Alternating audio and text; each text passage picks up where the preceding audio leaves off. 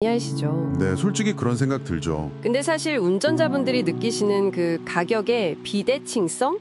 그러니까 오를 땐 빠르고 내릴 땐 느린 현상은요.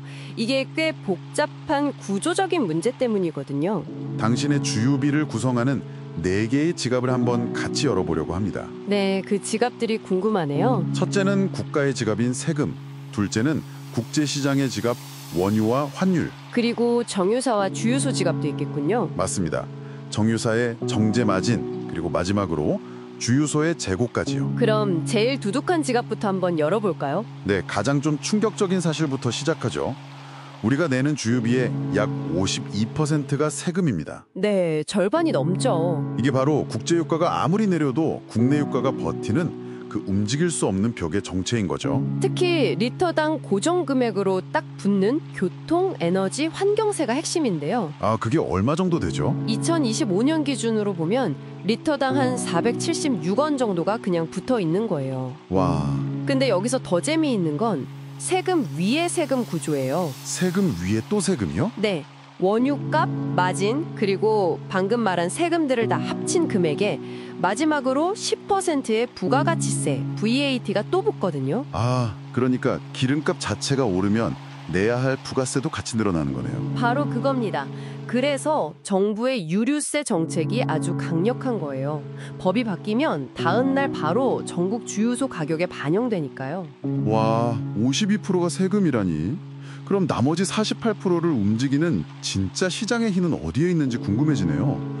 보통은 국제 유가 뉴스를 떠올리잖아요. 그렇죠. 다들 WTI, 두바이유 이런 거 보시죠. 그런데 우리가 보는 그 유가랑 정유사가 보는 유가가 다르다고요? 맞아요.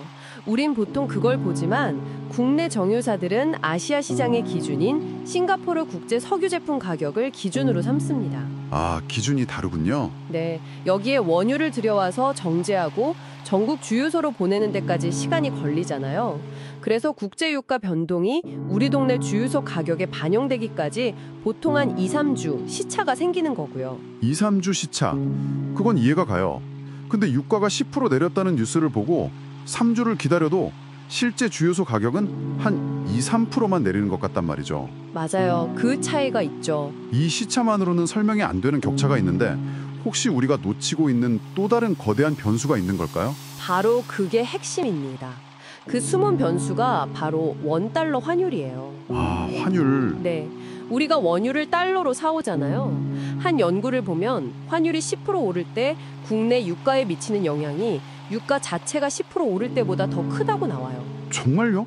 유가보다 환율이 더요? 네, 그러니까 국제유가가 아무리 내려도 환율이 확 올라버리면 그 하락 효과는 뭐 우리한테 오기 전에 그냥 공중에서 사라져버리는 거죠. 와, 그 환율과 국제유가라는 두 변수 사이에서 줄타기를 하는 게 바로 세 번째 지갑, 정유사의 몫이겠군요. 그렇죠. 이들의 수익 구조인 정제마진이라는 게 결국 거기서 결정되니까요. 정제마진을 어떻게 결정되나요? 간단히 말해서 석유 제품 가격에서 원유값이랑 비용을 뺀 금액이에요. 원유 한 통 정제해서 휘발유, 경유를 얼마나 비싸게 파느냐에 따라 마진이 결정되죠. 아하, 이 마진이 손익분기점을 못 넘으면 정유사는 기름을 팔수록 손해를 보는 구조라 가격을 내리기가 어려운 거고요. 자, 그럼 이제 마지막 지갑이네요. 소비자들이 가장 직접적으로 체감하는 문제. 오를 땐 LTE, 내릴 땐 투지. 이 속도의 비밀은 주유소에 있는 거군요. 네, 핵심은 주유소의 재고에 있습니다. 재고. 유가가 내렸다고 해서 주유소가 바로 가격을 내릴 수가 없는 이유죠.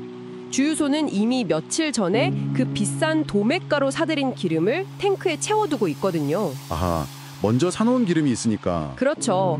이 재고를 다 팔기 전에 가격을 내리면 그대로 손해를 보니까 가격 인하가 늦어질 수밖에 없는, 어찌 보면 합리적인 이유가 있는 겁니다. 와, 그러니까 제가 어제 주유소에서 넣은 기름은 사실 지금 내린 가격이 아니라 2주 전에 비쌌던 가격에 기름을 수 있다는 거군요. 바로 그거죠. 소비자와 주유소 사장님이 서로 다른 시간대에서 가격을 보고 있는 셈이에요. 그렇군요. 그래서 정리를 해보면 국내 유가에 가장 빠르고 크게 영향을 미치는 건 정부의 유류세 정책, 그리고 환율 변동, 이 두 가지라고 볼 수 있습니다. 이게 안정되지 않으면 국제유가 하락을 우리가 체감하긴 힘든 거죠. 결국 주유비의 그 비밀의 손은 특정 세력이 아니라 첫째, 50%를 넘는 고정된 세금 구조, 둘째, 유가보다 더 강력할 수 있는 환율, 그리고 마지막으로 유통 과정의 시간차와 재고, 이 세 가지 요소의 합작품이었네요.